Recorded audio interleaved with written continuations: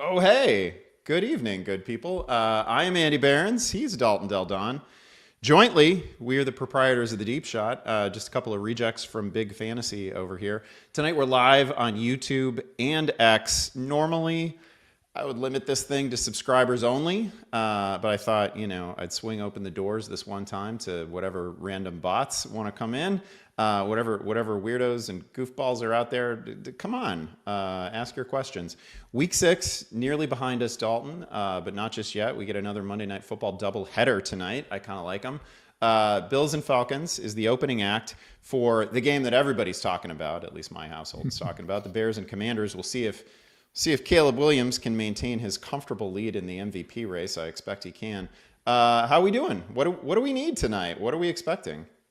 Tonight, I'm looking for JCM, seeing if it's for real. Last week, what's Bill's encore? We certainly saw a great one from Rico Dowdle. Let's see what Krosky Merritt can do. I have some James Cook in a couple important leagues, but let's not kid ourselves. Obviously, it's a Bears night, so this is Andy Behrens' night. And how does Caleb do on center stage? I feel like the JCM story is also a Bears story. Like it's an ascending player facing a defense that's giving up 6.2 yards per carry. That was absolutely, they've been gashed most weeks. So it's a great setup for JCM. Do you have him going in a bunch of places? I have him going in 3 places, I think. Just, I believe, one. I don't have as much as I'd like to because he certainly looks like a lottery ticket that worked out. So I wish I had more JCM, but no. So I guess the theme this week was super low scoring. I didn't realize it. I had a couple of big weeks, and I didn't realize that a 150 was a huge score this week. The average of the ESPN sleeper Yahoos was like 81 or something this week. I don't know if that was a real tweet, but the scoring was way, way down. And I have an NFFC RotoWire league that dropped 198 this week, and I'm suddenly 65th overall. So I'm kind of fired up. I have a couple live teams on NFFC that I'm pumped for. Good. I feel like I've put up 1 million points in Fishbowl this week. I had Dowdle, I had Kimani Vidal, who we'll get to in a second. So yeah, this was. I don't know. I feel like I had a better week, I guess, than the masses. That's cool. Fishbowl. Can I just say I totally read wrong the scoring, and I was like, I came out of the draft with 1 running back, Jaylen Warren, and the first week when I saw the projections, I said, "Uh-oh," because he was like projected to score more than my second round Brian Thomas right away. And boy, it's proven true to not have running backs in that format. The workhorses has been a mistake. I did well drafting a ton of backup tight ends late, so I can fill that roster easily because they score so many. I think it's in sleeper, it's like ×3.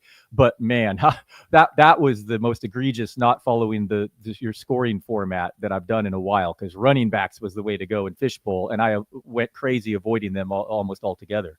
I had the first pick in we're not going to talk about Fishbowl all night. Don't worry about it, guys. But I had the first pick in Fishbowl in my draft, and I was really I was thinking hard about Bowers. two ideas that would have been really bad. One was Brock Bowers because the tight end premium scoring, which is like the most random tight ends who are doing almost nothing are scoring pretty well in Fishbowl. Which, hey, it's those are the settings. It forces really fun decisions. So kudos to Scott. But it was like I was thinking Bowers, I was thinking Lamar Jackson, because I felt like, man, if you could have 2 difference-making quarterbacks slotted into the 2 available QB spots, it'd be great. Or Bijan Robinson, and I ended up taking Robinson, which just emphatically the right answer, right? Yep. I mean, Jonathan Taylor would have been a better answer, but Bijan Robinson is a fine answer there. So that's been good. Anyway, it's a good season underway. I think I played the settings reasonably well. Great settings this year, by the way, in Fishbowl, because it really made you think about quarterback, really made you think about the value of running backs versus receivers, and really made you sweat tight ends and what you were doing with them. So I enjoyed it very much. Let me hit you with it. Just a couple things before we take some questions from the people. Brian Callahan fired today in Tennessee. This is probably a very brief fantasy discussion, right? Because there's not a lot of fantasy assets there. The Titans just sort of following a wildly popular trend of drafting a quarterback first overall and then immediately firing the head coach during your franchise QB's rookie season. Shout out to them. Just give me a temperature check on the Titans in fantasy. It's Tony Pollard, and I don't know. You care about anybody else? Cam Ward might get sacked 70 times this year. He's on pace for it. He's only thrown 3 touchdown passes. I don't even think he looks that bad. Even Tony Pollard's losing work to Spears now. Calvin Ridley, the worst. Once fantasy managers were finished with him, then he looks good. He looks healthy. Great matchup against the Raiders, cheap price and DFS. And then he leaves immediately with an injury. So, I mean, no, it's not a lot to like there. I don't know, man. Cam Ward, it's super early, but this is what they call an inauspicious start to your NFL career. He dropped the football. He threw and gifted it. They look bad. They might finish this season 1-16 in their lone victory, knocking me out of Circuit Survivor against Arizona. It's in the realm of possibility them only winning one football game this season. Yeah. It's I will say there have been plenty of games where, like, Cam Ward hits guys in the hands and the balls don't get caught, or they're like half caught and guys are ruled out of bounds. I don't know. Rough year. Like, the other stuff is just very common first-year quarterback stuff where you just simply don't have as much time in the NFL as you do in college, right? Like, you can't just extend plays forever. That you're going to pay a price for that. He's taken a few sacks that have bumped them out of field goal range. That's all been bad, and he's thrown late, and there are problems. But I think you can see plenty of moments where Cam Ward looks fine. Obviously, it's the Titans; they're basically untouchable in fantasy. We don't have to dwell on it. Puka Nacua, ankle injury. It doesn't sound like a lot of stuff often looks severe with Nacua, and then it turns out not to be severe. Doesn't sound like a severe thing, but the team is headed to London, to the home of the Jaguars. Doesn't seem like we're going to have him in week 7. I don't know. That's presumptuous. Maybe we will, but if I had to bet on it right now, I would say probably we don't. What are we telling people beyond, even more Devontae Adams? Yeah, I would assume they're going to rest him because of the bye afterward. He was able to return at the end of that game for a few snaps in like a blocking situation, but it looked severe at first. Yes, Adams, will be top, whatever you can rank him as high as first, second, or third this week if against a pass funnel Jacksonville defense. If Puka Nacua is out, and then Whittington, I guess, would be the sleeper. He saw a lot of work in the slot. I mean, he would be a deeper sleeper. They don't throw to their tight ends. I mean, they'll just probably run the ball more. But hopefully, Puka avoided a disaster, and fantasy managers have to be happy. If he misses just one game, that bye week might be perfect timing, and then come back and just go on that record-setting pace he was on. Last thought before we check in with the people. Kamani Vidal. It's pretty good. He's not, still stylistically, I don't know if he's my favorite back. He's not fast, but he's got quick feet, good hands. I was pretty impressed. And there is a difference between him and Hassan Haskins, I think. Broke off a few long runs, mostly, particularly to the left side. Also, it was Miami. So a huge grain of salt, right? It's a matchup that the guys have crushed all year. How are we feeling about Vidal going forward? The clear waiver wire guy this week, and go ahead and be aggressive at this time of the season. I mean, I'm going to have him as my preliminary RB20 this week. I predicted it would have been Haskins the majority of the work. I thought the Michigan ties, which is ironic because normally I'm all about the younger, more upside guy, and obviously Vidal has the juice. He's the guy that should lead the committee on a team that has, a bunch of offensive line injuries and not the best running the football, but they are throwing to their backs more than a Greg Roman offense ever has. And they continue to last week, despite their top 2 running backs being down. And Herbert, is awesome. And once Quentin Johnson gets back, maybe their offense starts playing like it did the first couple of the weeks of the year. And then you have a very good situation to be that running back. So like I said, RB20 this week, preliminarily ranked. So be aggressive, grabbing him. And also Hampton, didn't they just reveal that he's not going to be ready immediately? Not going to be ready immediately when he comes off IR. We might get another 4, 5, 6 games. So yeah, I mean, I hear you. It's not perfect. And these coaches switch weekly their usage. But given the rest of the waiver wire landscape and the running back landscape, I would be aggressive and go after Vidal. What do we got here? I should probably mention that Dalton Kincaid inactive tonight. That's a little bit of a surprise. Not a surprise to Mark Stopa, who flagged it for us. Shout out to Mark. So does it help anybody? Does it help anybody that you can pick up? I guess it theoretically can help Dawson Knox. It can theoretically help Jackson Hawes. It can theoretically help Khalil Shakir, who you can't pick up. Hugely impactful, probably not, but he was surging a little bit. Yeah, if you're playing DFS tonight, Dawson Knox is the cheapest in DraftKings, and I think he ran most of the routes. So he ran 38% of the routes. Kincaid ran 66%, and Hawes ran 3% of the routes and a 30% snap share. So I still think Knox is the favorite for targets, but of course Hawes could catch a couple short touchdowns tonight. But we're talking, if you're you have to make a last minute switch here or DFS. But I don't think moving forward they're going to be players. And it doesn't sound like Kincaid's going to miss significant time here. Kincaid's role hasn't dramatically increased this year, but he just gets targeted like crazy when he does run routes. So he's a weekly top 10 option. But it's a bummer, Monday night. It didn't look like he was going to miss this game. Happened to me in QJ and a couple teams. This caught me off guard. Johnston, I thought 3 straight limited practices. I took it for granted. And then you wake up Sunday morning and, inactive. We had a few of those this weekend. I think it was the Green Bay kicker, McManus, was declaring throughout the week that he was going to play and then didn't play. That caused a little bit of a scramble. And then in my shared Circa Survivor, I talked Tommy out of Pittsburgh, and he talked me out of the Raiders, and we went the safe route with the Packers. And that game was life or death tight, to the very end. And unnecessarily the reason tight, I bring that up, not to talk about Survivor, but the kicker situation, Jordan Love could have ended the game with a first down, and he actively slid 2 yards short, and they're only up 6 points. I'm like, you're relying on your backup kicker to seal the game. That's an interesting decision, but it's crazy when you watch these games. This hyper watch every single play with Survivor on the line. It's kind of fun, but believe me, it'll be relief when it's all over, which will be soon enough. This week it looks like a tricky one. Here's a Titans fan who's actually in my fishbowl draft. I did leave Lamar to him. He'll be back after the bye. Yeah, Lamar's gonna be great. Lamar seemed like one of the right answers until it wasn't, but he seemed like it. Yeah, huge Titans fan here, and I want to say that he does point out correctly that they do play the Saints, which is a winnable game in which I would certainly not favor the Titans, and Dalton probably taking New Orleans in Survivor that week, I would guess. No. Titans game should have been closer against the Raiders. Actually, Geno Smith was very close to losing a fumble for a touchdown, and they ruled it a forward pass. They're fine. I mean, they're not the worst defensively. I mean, they're a feisty team. Yeah. It's just, and maybe the coaching change, the dead count bounce. Watch them win this week. Actually, I'll probably go against them, and they'll upset the Pats.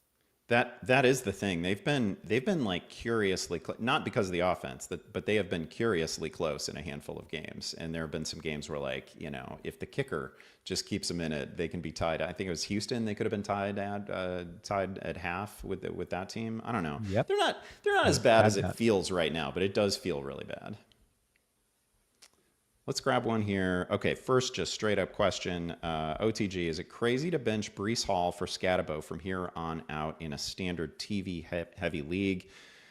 I get it. The Jets are pissing a lot of us off. And yeah, no TD from Hall. How you feeling about? Okay, give us your Scatabo versus Breece Hall take.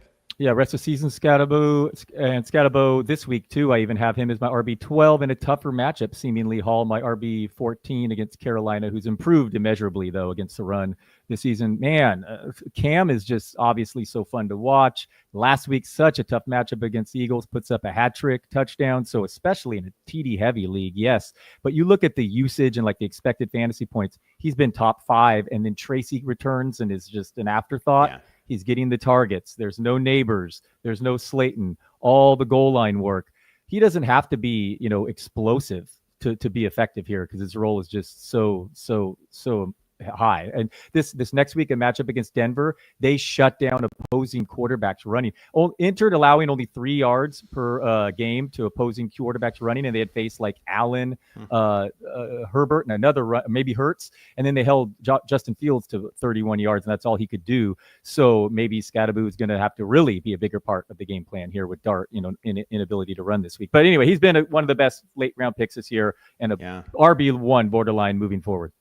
And you've got the intangible aspect of this as well, which is which player do you want to watch? Like, I don't know. Do you want to be hanging on the Jets game all day, or do you want to watch this Giants team, which is an absolute freaking party? Man, they've been super fun. Scatabo is about as wild as it gets. On the Harris podcast last week, I was mentioning that like handing the ball to him it's like flipping on a particle accelerator, right? And we're just smashing the little blue thing into all these little green things, and we're just blowing it up and finding new bosons and new fundamental particles of the universe. It's friggin' awesome. I really enjoy watching him run. It is not a maybe sustainable style over the long term, but he can catch it a little bit. He can do all the things, and I think you made the key point. Tyrone Tracy came back, and he was a cameo player. He barely played, not really, part of the rotation, but not a significant part of the rotation. And that was the one remaining worry. What was it going to look like when all of the backs were available, and it was entirely Scatterbo, and that was pretty great. And as he points out, if Garrett Wilson misses a couple weeks, that Jets offense is from bad to even worse, nightmare. Yeah.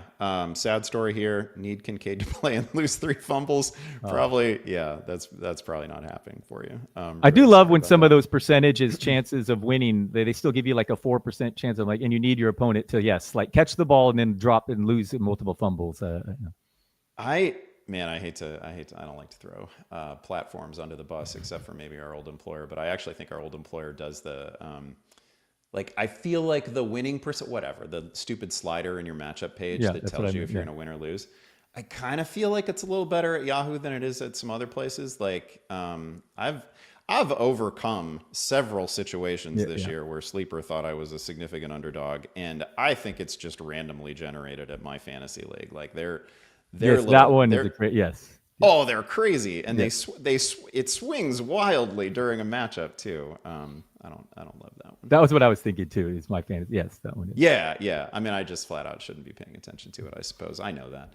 Which side of this trade would you like to be on? Lamar Jackson and Tony Pollard for Josh Allen and Zay Flowers. I'm going to tell you, I pretty strongly want to be on the Allen Flowers side. Go ahead. What's your take there? Totally same here. You get Allen now, and then when Lamar comes back, you'll benefit. Zay Flowers will benefit there. So, and I don't think Pollard is. I mean, Spears is now going to split work there on an offense just projected to score 16 points a week. So, give me the healthy Allen and Zay. Yeah, some of this is I just don't see a great distinction between Lamar Jackson and Josh Allen, and I don't totally understand why they're involved in this trade, right? Like this, I mean, rest of one of them has a bye, he's currently hurt. I get it. He's scoring a little bit better, but Josh Allen and Lamar Jackson, for me, coming into the season, and if I redrafted the league right now, they'd be a tier of their own, basically at quarterback, and I don't feel terribly differently about that. So this is a Tony Pollard for Zay Flowers trade, and I think I won Zay Flowers. Need a QB. Drafted Purdy. Been rolling with yeah. Wow. I hear you, dude. Been rolling with Fields the past few weeks. Offered Dak and Chuba. Wow. Okay. Now we're on to a fun discussion because we get to talk Chuba versus Dowdle too. Offered Dak and Chuba for JCM. Other running backs are CMC, Achane, couple of flyers who are barely startable. I guess Michael Carter is startable. Also Vidal out there on waivers. Man. I'll just say I probably, you either added JCM from waivers or you drafted him very late. You took him as surplus. Part of me also says there's a really good chance that he goes nuclear tonight, and the trade value is even higher than this. But this is good because I think Chuba's going to have a role when he returns. I think Dowdle has more than carved out a slice for himself, but I think Chuba's going to have a role. They paid him. They like him. He was awesome last year. Dak is maybe a difference maker for you. And you've got, I get it with the matchup for Fields this week. It's fine, but he's been dreadful, and he's scoring all of his points, really all of his points in garbage time, right? Like everything's coming in the fourth quarter, and garbage time is a little unfair because they're professionals and everybody gets paid to play until the whistle. And some of these games have been very winnable at the end. But it's been mostly fourth quarter production. Nobody's happy with Justin Fields to this point. So I don't hate this. How do you feel about it, Dalton? It's a fair swap for both. If the Dak offer has another quarterback, it's great getting JCM now, but I would not fault you for doing this deal. Fields might be without Garrett Wilson the next couple of weeks as well. Dak is locked in top 5 fantasy QB, and he's been doing it, I believe, the last 3 weeks he's been the number 1 or 2 fantasy QB, and he's doing it without CeeDee Lamb. I mean, that's what's crazy here. And I think it's going to be more of the same for them moving forward. And Hubbard, the league I talked about that I'm doing the best in NFFC, I have Hubbard, and I'm an absolute donkey and didn't back him up with Dowdle. If I had Dowdle, I might be top 10 in that. And but I don't expect him to be anything even close to more than a 1B, right? I mean, Dowdle has just been a monster, and he's passed the eye test. I mean, he's just simply got to take control of that. I don't expect much from Hubbard moving forward at all.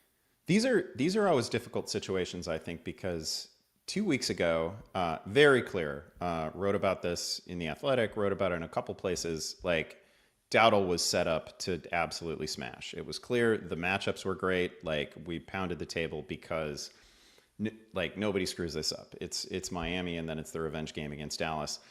And then he exceeded expectations in the great matchups, right? Like, it wasn't just like Rico Dowdle at 120 yards and a touchdown in these games would not have surprised me. Okay, 200 scrimmage yards, you really have my attention in a great matchup. So I agree. I just don't want to throw out like what Chuba Hubbard was last year, what they paid him to be, and how good I legitimately think he is. Like, that's a pretty awesome 1-2 punch, and you don't have to make it all one guy. So I bet that situation is going to be more Hubbard than people want. And we'll see what it looks like when Dowdle when the matchups become a little bit rougher. And it's not like this week is it's the Jets, right? Not like this week is terrible. But man, like Miami and Dallas is about, short of the Bears. That's about as good as it gets. So I think they're both going to be involved. For me, that's not quite a situation like with Scadaboo. I was pretty sure that Scadaboo had earned that job and was going to take it over, but I wasn't 100% positive. I guess I'm less certain with Dowdle, but you seem a little more committed. Yeah, 2 or 3 200-yard games this season. He has 2 of them. He's just looked like such a monster. But you could be right, and we could be recency bias, and it was unquestionably favorable matchups. And Hubbard's been their guy, so maybe it's more of an even split. And I'm thinking just pessimistically because I have him in such an important team. But it is hard to deny how awesome Dowdle looked while ripping off those runs after contact and whatnot. But I think he's going to lead the way. But you're probably more reserved in your answer. Probably right. Maybe it's a full-blown 50-50 split in an offense that sometimes Bryce Young looks shaky. He seems to play so much better at home. Is what I've come to the conclusion. It still could be an offense that has question marks, and if it's a full-blown committee, that's not helpful to anyone. I might also be seeing it through the prism of my own fantasy teams, because this is my situation in Fishbowl and a couple of other leagues. I have both Hubbard and Dowdle. I thought Dowdle was good enough to bank on as the primary backup to Hubbard.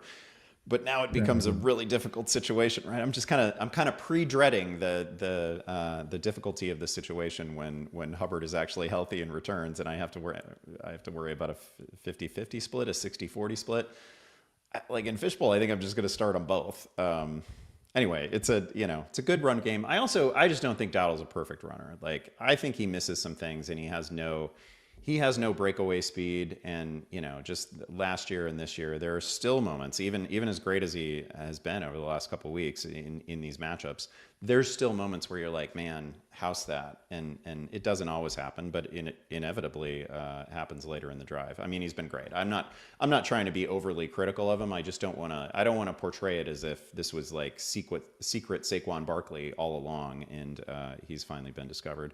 It's a fair point. It's not like he came out of nowhere. Something we have a large sample of Dowdle being very average running back at best. So yeah, that's a fair counter. I love this point about Cam Ward. Running backwards does not work unless you're Josh Allen or Lamar.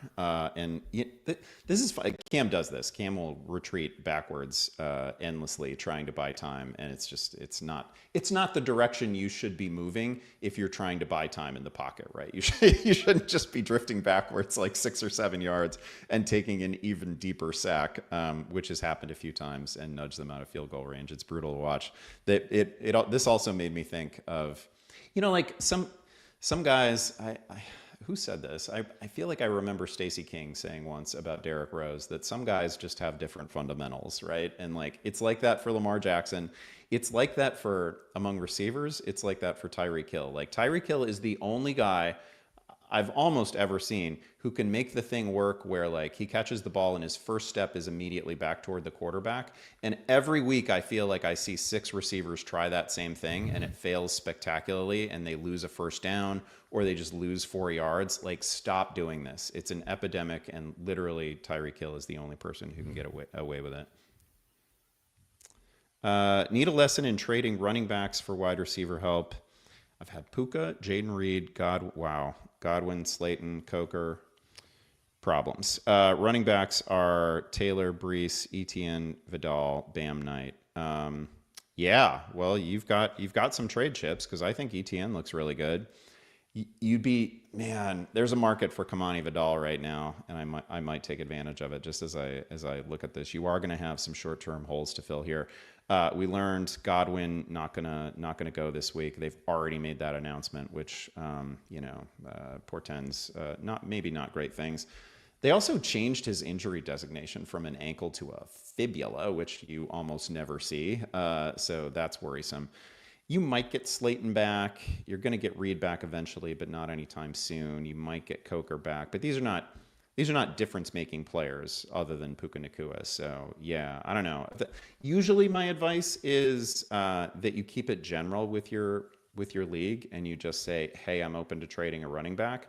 But if you do that, you're going to get 5 offers for Jonathan Taylor and not a peep about anybody else. So I wouldn't do that in your situation. I would put Kamani Vidal specifically on the block. How do you feel about that, Dalton? Yeah, throw a message board out there saying whom you have available and what position you're specifically looking for. That's usually the best way to facilitate trades. And I'm with you. Every single person's going to come going for Taylor. And maybe if you, we don't know the rest of your roster, but you might want to shop Taylor if you can get 2 star receivers back. It might be needed in your situation. But yeah, absolutely ask for the moon for Taylor, obviously.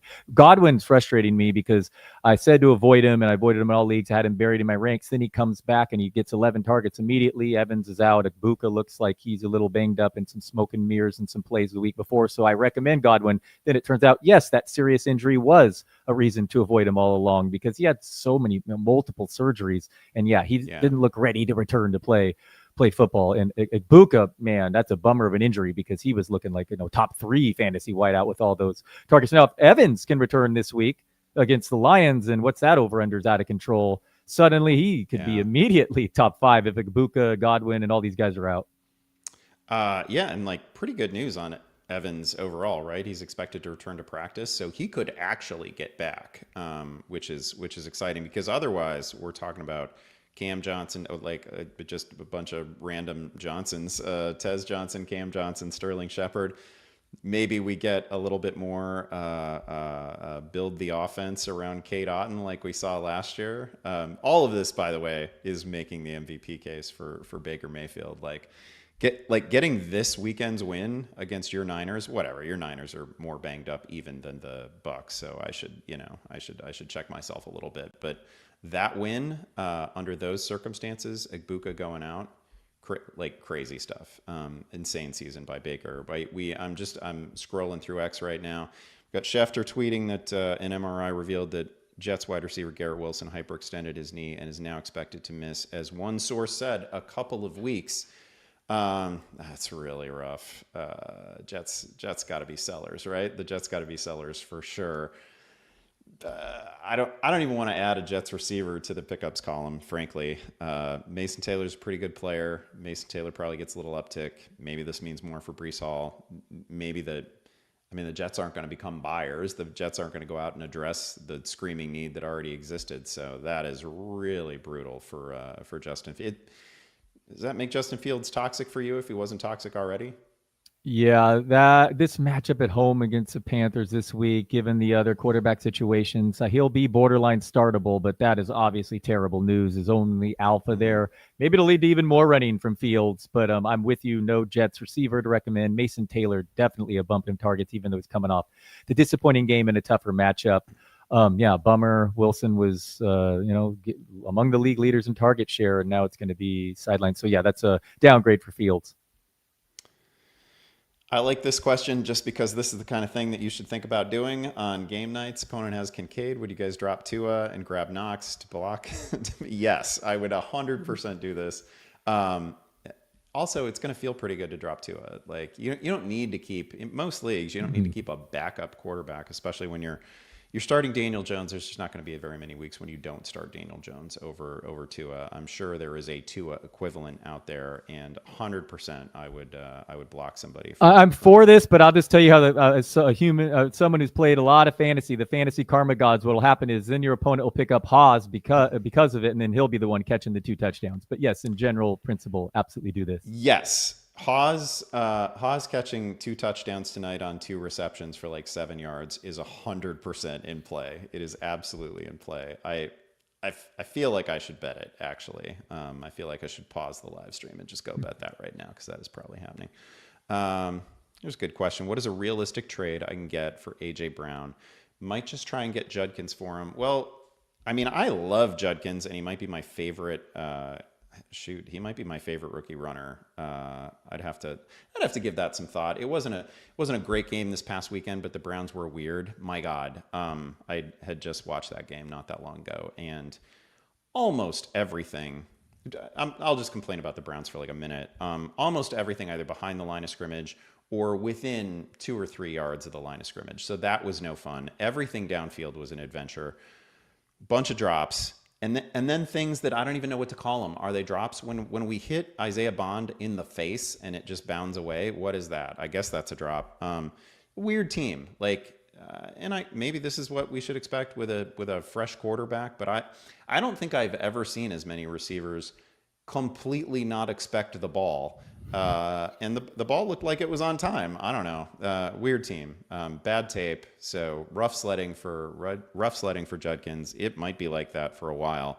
I don't know why a defense would ever not have like 10 people within 3 yards of the line of scrimmage against the Cleveland Browns right now. So like they're just a rough watch. So that was a long way of complaining about the Browns and not really answering your question. What is the right trade package for A.J. Brown? He was a 2nd rounder. To my eye, he doesn't look bad. I don't think A.J. Brown is washed. I understand concern about the offense. He's not coming off a terrible game. I'd rather sell him off a great game. Would somebody give Javonte Williams for A.J. Brown? I mean, that's a decent price. You'd be cashing out at a pretty huge profit. No one would do that. Problem is, he's like the RB4 or 5, right? He's in a great situation. I don't think you'd get that. And I don't want to go much lower either. I don't know. What's a reasonable price here? I feel like you should be at maybe what you're looking for here is a running back. So that's where I should focus. But I feel like you could get any tight end for A.J. Brown. Like you should be able to get like Tyler Warren or Trey McBride for A.J. Brown. I feel like you should be able to get almost any quarterback for A.J. Brown. I'd shoot a little higher than Judkins, and I say that as somebody who really likes him. I'm good with this trade. I don't think you can get much better. I have Judkins as my RB5 this week at home against Miami. This is the perfect time to trade for him. Miami, he didn't have a chance last week in that game against Pittsburgh. Cool news I learned from Greg Rosenthal. Dylan Gabriel named after Corey Dillon. But he targets his tight ends just like crazy. So your guy Fannin could just be to the moon with. If Njoku his tight ends out. both had drops this past week, but his tight ends are his best receivers. Yeah, and Njoku might miss time. I'm saying so. Like Fannin really could be looking nice here. But I think Judkins, yes, game script's going to be a problem. But they have a very strong defense, and if you look at the rest of the running back landscape, there's so many guys who may or may not keep their job, and you know they all have question marks. I think Javonte Williams is aiming way too high for A.J. Brown. Yes, do that in a second if you can. Yeah. If not, I'd be fine with Judkins. Yes, some games are going to be like last week, but others are going to be like this week where he could be a top 3 back. I mean, I think he's a real special talent. This is we're not necessarily helping people here, but I love this question. And I've never heard you answer it. How do you describe your job when someone asks you what you do? Do you say fantasy expert? Do you say writer? Do you say sports writer? Predictive analytics. No, I say sports writer. And then if they do follow up, I'll say fantasy and then get into fantasy football. I'm happy to discuss it, but I open with if someone, especially probably, not going to be familiar with the niche, I would say just sports writer. I say sports writer. Yeah, this depends entirely on the On audience. the audience, If it is somebody, if somebody is politely asking me what I do and I'm only like 50-50 on whether they know what fantasy football is, I will 100% say that I am a sports writer. If it's a 20 something asking me what I do, I will throw in podcaster, I'll throw in, analyst, something like that. But I don't even get into the differences between like traditional sports writing and fantasy unless I'm 100% sure that you are currently in a fantasy league. Otherwise, I prefer to keep it polite and higher level. And I cringe at the expert moniker. I do not refer. I know Andy does. He actually requires you to refer to him as such. But I personally find it a little. I find it offensive when somebody merely calls me an analyst and not an expert. Right, not expert. Yeah. I need all your Chicago Bears fandomness because due to injuries, I'm rolling the Caleb DJ stack tonight. I don't hate it. And I get that there is a national narrative that whoever, Luther Burden, somebody is going to leapfrog rookie DJ. Bump. Yeah. Rookie DJ Moore looks fine. And there have been games where they were clearly committed to getting DJ Moore a bunch of work and, for various reasons didn't happen. Oftentimes because stuff's getting called back, early season Bears was a continuation of last year's story with regard to pre-snap penalties. I mean, like they wiped out a bunch of stuff that was going to go to DJ Moore. Other penalties have wiped out other things that went to DJ Moore. It's just been kind of a snake bit year. He's really good. He's not like DJ Moore hasn't aged out of being a good player. I think he's going to have weeks. I think Rome Odunze is great, and I think we're still learning whether the Bears offense is the kind of thing that is going to be able to fully support multiple every week starters at receiver. But I don't I think DJ Moore is a pretty good player, and I don't hate this. I am, I'm interested in a million things about this Bears game tonight. Among those things, what does it look like for Colston Loveland and Luther Burden? Because, on the one hand, you want to say, man, you got to get more out of these picks. These were very early draft picks. They are clearly talented players. I know you haven't seen a lot of Loveland. He was a huge story in camp. He was doing great. He was a wonderful player at Michigan. He's good. You took him 10th overall. We got to get him healthy and we got to get him involved. I think, on the other hand, Ben Johnson sees him in practice every day, and it's stupid for me to second guess what they're seeing constantly. So, but I am really interested to see if we do get more Luther Burden and Colston Loveland. The post-buy rookie bump, we saw it with your guy Caleb Johnson. In fact, I didn't see that coming, but he was much more involved. Kind of frisky after their buy. I did this trade because it was a positional need, but just because we're on the topic, DJ Moore or DeAndre Swift, who has a better PPR season rest of the year? Oh, that's a really good question. They're so close, and I'm old enough that I always give the slight edge to the running back. Running back, yeah. I also don't think that. I don't know. I know there's a lot of chatter about a lot is maybe strong, but there's chatter about Kyle Monangai. I don't see it. I haven't seen it. I just don't totally see it. I don't think that he has it in him. I could be wrong. But what I've seen so far, I don't think that guy's going to be better than DeAndre Swift. I think it would flat out take an injury for that guy to take meaningful snaps from DeAndre Swift. So I'd probably lean Swift. It's close. I don't dislike DJ Moore. And in fact, I just, out of necessity in a league in which I lost Malik Neighbors, I made a very low level trade for DJ Moore. So I still believe in him, but I would probably go Swift there. Is that the way you went? Did I? I went more, but it was purely I needed a receiver. I had lost CeeDee Lamb, and it's a keeper league. It's similar salary. I think it's a fine price. It was it was purely positional need. A defense question. Let's go. Yeah, this almost never happens. I have a problem.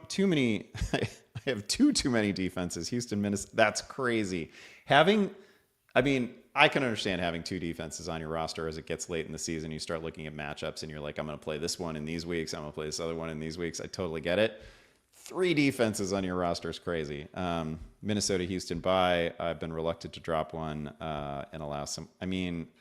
I get it. But it's crazy that you're about to be 6-0 and you've got 3 defenses on your roster. I'll just say Houston Houston doesn't really have. They might have the Chiefs remaining. Maybe they might have Buffalo remaining too. But there are not a lot of stay away matchups for the Houston Texans defense on the schedule rest of season, and it's a really good defense. Like it is a top 5 in the NFL defense.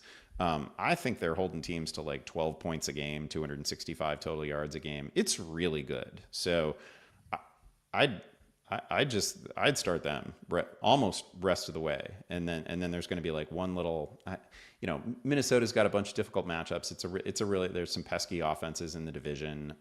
They're a team that had a great record last year.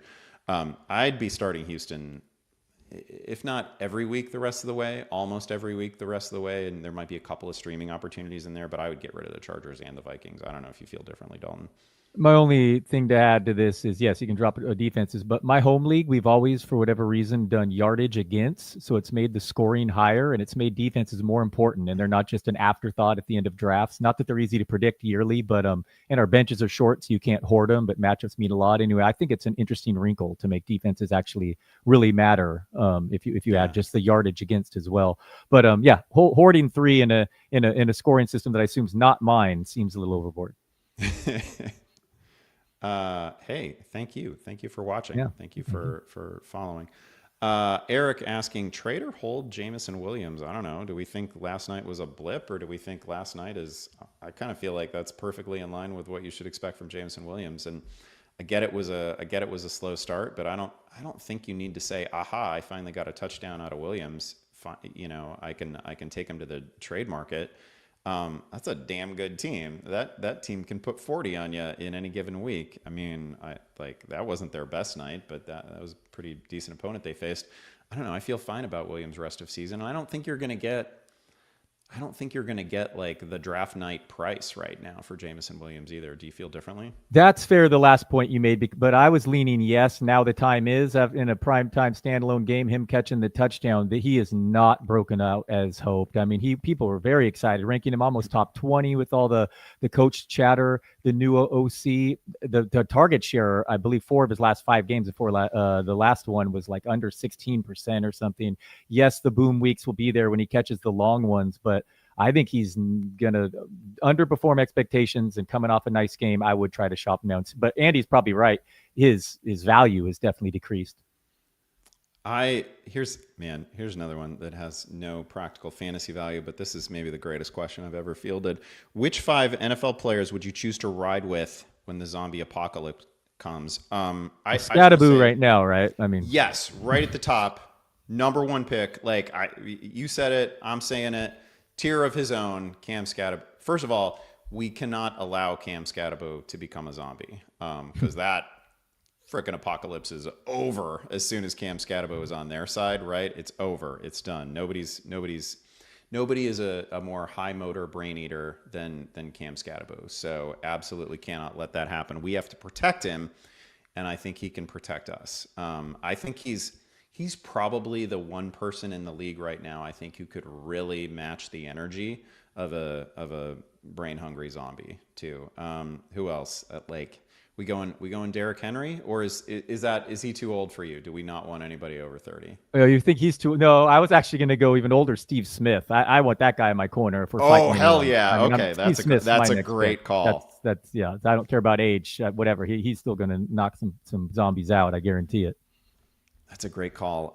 Well, if we can take retired players, I don't like Ryan Fitzpatrick would survive a zombie apocalypse. Ryan Fitzpatrick strikes me as like one of the last 10 people alive on Earth in the zombie apocalypse. So I wanna kind of be in his tribe. I don't know why I feel that way. Some combination of the luck that has befallen him in life. He's a bright guy, clearly. He's crazy in the right ways. I bet Ryan Fitzpatrick survives it. Who else? Baker Mayfield. No, he's not crazy enough. He's pretty. Baker Mayfield's a really good call. I think he's surviving. If there's a situation where we just have to send somebody, out of the whatever our fortification is, we got to send somebody out on a wild ass run to retrieve, I don't know, some weapon, something we need. I feel like Baker volunteers for duty there and maybe comes the closest to get it done. I was gonna say George Kittle, but I also think Oh, George Kittle can't just shut the F up when we need him to be quiet and yeah. not like notify the zombies of our presence. So I probably can't go with Kittle. Unfortunately, I think George Kittle dies quickly in a zombie apocalypse. I think he probably just can't stay quiet. Who else? I George don't know. Brittle. George Brittle. Sorry. Yeah.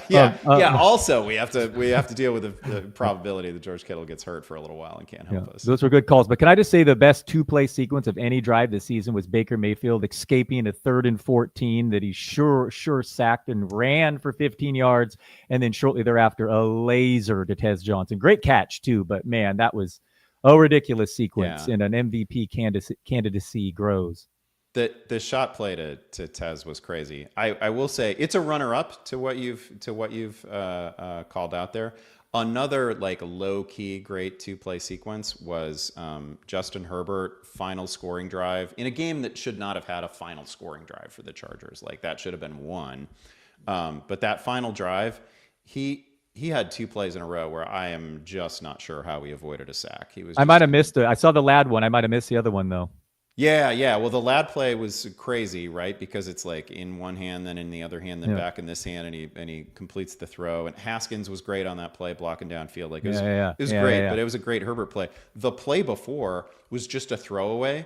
Okay. But an absolute freaking miracle that he threw it away. Like he was swallowed up by 4 guys, and I don't know how he got the ball legitimately at the feet of an eligible receiver. It was great. It was the greatest throwaway that I think I have seen this year. It was awesome. It was a great sequence. Great question. I don't think did we come up with a 5th? Who's the 5th? I don't know. Give me a kicker. Could a kicker help? Yeah, you got to go. Could a punter kicker. help? You know what? I just want to I want to keep Torrey Taylor alive, so I'll keep Torrey Taylor with me as well. I don't know if he can help. I don't know if he can help at all. Speaking of kickers, question. The Niners finally got one, Eddie De Niro, as I like to call him, and then a teammate steps on his foot and injured him in the middle of the game after we lost Warner. I mean, McCaffrey is the biggest ticking time bomb in the history of athletes. I mean, this is insane to be a Niner fan, Andy. Insane. But Warner's the best defensive player in football, arguably. I mean, it's... Yeah. But before we deal with this question, which is a key question, McCaffrey's on pace for almost 440 touches. Dalton, what are we doing? I know. Can this really happen? That can't happen, right? No, it cannot. And did I just miss the low-hanging fruit here? Is Jake Moody your kicker tonight? Am I making that up? I saw that he was active. I got. Wait, he wouldn't be over Santos, though, right? Why are they active? I'm confused. The kickoff? You can't kick off either. Santos cannot. I mean, Santos from 50 is just a pure roll of the dice. I mean, he just I'm fine with the idea of replacing Cairo Santos because he's literally the NFL's lone kicker and he's the only kicker that I ever remember oh yeah, he's been in the gym in the summer. You'll see he's added a little extra he's the only best shape of his life kicker I've ever followed. He's just not reliable from 50. Meanwhile, the rest of the league, I mean, we got guys hitting 70-yarders in the preseason. We got Evan McPherson hitting a 60s. 60 is kind of the new I don't know 45, 50, right? Everybody in the league can hit from 60, and Cairo Santos can't reliably hit from 50. So I know that there are better options out there than Jake Moody. I know it in my bones. But I will take somebody over Cairo Santos. I'm not bothered by it. This question: did you guys see enough from Cincy Flacco to have any confidence in Higgins or Chase Brown? Higgins or Chase? Okay, I thought you were going to go Jamar Chase. Obviously, you have confidence in Jamar Chase. I do as well. How are we feeling about T. Higgins and Chase Brown? Like I said, I watched that game closely. Flacco, all underneath stuff, taking no risks. I wanted to see the gunslinger out there turning the ball over, but he knew his assignment, and that was throwing 40% of his passes to Higgins and Chase.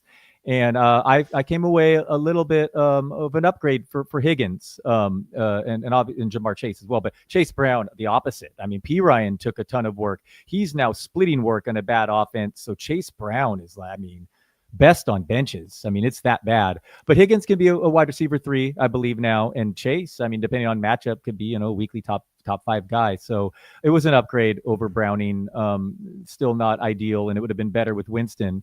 But Flacco played pretty well. That was upset alert. Yeah. I mean, they almost went to Yeah. beat a Packer team on the road after just learning the playbook a couple days earlier. Packer team coming off a bye and a loss and a tie. Like, that team should have been as ready as they'll be. And frankly, I was underwhelmed by the Packers. Yeah, 4 days. Joe Flacco had 4 days. So like whatever you just saw is not necessarily the version of that offense we're going to get in 2 weeks, 4 weeks, 6 weeks. It probably gets better. I still have reservations about Joe Flacco as one of the league's most immobile quarterbacks behind a pretty sketchy offensive line. Maybe not the league's worst, but not great. It's the one that got Burrow hurt. But man, like you're really underselling maybe how bad Jake Browning was. And I didn't see that coming. I don't mean you personally, Dalton. I mean the questioner here is probably Shekels is really underselling how bad Jake Browning was, because that's as bad as I've seen it. Jake Browning 2 weeks ago is just as bad as I've seen a quarterback play. And I think we talked about it a week ago. Like, it was cracking me up that Moose Johnston just ran out of ways to describe, like, because it's not just like the 3 interceptions that he threw, which each of them in their own way terrible. It's that every ball out of his hand was a potential interception. It was almost always the wrong player being targeted. He threw into double coverage constantly, and like real, like, wrote a letter, stuffed it in a bottle, and threw it in the ocean kind of throws. Like, just hopeless throws where like the best case scenario is it's an incomplete pass. Like, Browning was terrible 2 weeks ago. So Joe Flacco as like a boring option who focuses his targets on Jamar Chase and T. Higgins is perfect. It's it's not the best. It's not the dream. It's not Jameis Winston, which would have been a real party. But they could not move forward with Jake Browning at the level that Jake Browning was playing. It would have destroyed I'm just guessing. I don't know anything about what's going on in Cincinnati's locker room. But there would have had a mutiny if they would have gone forward with Jake Browning. If I'm on that team, which your team is terrible if I'm on your team, but if I'm on that team, like, I don't know. I'm asking the coaches what we're doing at quarterback, because it could not have been Jake Browning for one more second. He was terrible. I would like to be thanked publicly for telling Dalton to start the Bourne Identity over 3rd and Juwan. You're welcome. Do you wish to acknowledge that? Yes, this is my wife, and she plays fantasy sports, but she really follows the Niners. So I did ask her this question, and it was an important on my DFS lineups and whatnot, and she did say Bourne, and she was right by a lot. I mean, Bourne, 142 yards second straight week. Jennings, after the game, reveals he's playing with 5 broken ribs and a low and high ankle sprain, and he was like screaming at Shanahan's face in the sideline. So yeah, that wasn't just could go on either way. That was the right answer, Carly. So thank you, appreciate that. And Jennings is in trouble. Sounds to me like Jennings' mid ankle is fine. Yeah, he's good to go.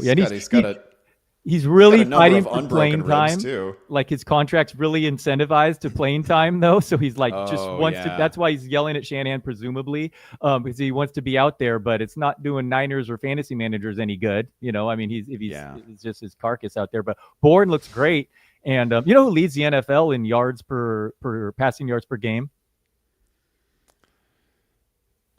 Oh, is this going to be somebody really weird? Who is it? Mac Jones. It's Mac Jones. Of course, Mac Jones led. Everything is 300 yards. Yeah, he led the NFL entering last week in passing yards per game, then threw 342. So I mean, he's easily leading it now, but they didn't lead any touchdowns last week. He can barely get himself off the field too. Like, he's limping around out compromised there. with an oblique injury and a sprained PCL. But Bourne looks good. Bourne looks as good as Kendrick Bourne has ever looked. And, that's a guy where, like, I don't know, if you could have maybe convinced me that he'd retired just a couple weeks ago. He looks freaking awesome. 100-yard game in his career before, and now the last 2 weeks, 142 exactly. Shanahan's number one receiver. That's helpful. But also Mac Jones and him, they have chemistry from New England days. So like, they were practicing together before. So he'll be a real thing as long as Pearsall and those guys are out, especially with Jennings so down and Ayuk's return in question. But that said, Kittle expected return in week 7. Is that really going to happen? Because I need it. Yeah, I hope so. That's been the target date, but it's the Niners, so I mean, all bets are off. Who Yeah. knows? I mean, it's what a joke. Jake Moody, biggest post-hype sleeper kicker. Who is the biggest kicker sleeper in fantasy today, Dalton? You're a big kicker guy. Yeah, my loop in was my preseason sleeper, and he's kind of got killed by the Baltimore situation there. But So I was actually going to say that because we got Baltimore going into a bye. Everybody, if they didn't already drop Tyler Loop, which no fault of Tyler Loop's, right? It's the Baltimore offense. It's been a wasteland for a couple weeks. They're going to go into a bye, and if you haven't dropped him already, he's going to get dropped. But then Lamar comes back, and we're going to have a fully operational Baltimore offense in a couple weeks. And I think Tyler Loop can be fine. I think he can be exactly what you thought he would be. there is a clear answer here, though, although maybe last week ruined it. But it is Eddie De Niro, Yeah. as I like to call him. I mean, he was like in the ranks 20th something. I'm like, this is I understand who it's, but the Niners kicker. That's why I drafted Moody and said I like NFC gives you the team kicker, which is nice. But they're projected to score, top 5 weekly points every week, and they can't score in the red zones. And now they got a kicker who's actually good and making long ones. So Eddie Pinheiro, he should be a top 5 fantasy weekly kicker and probably available every single fantasy league. Yeah. Is he going to be fine?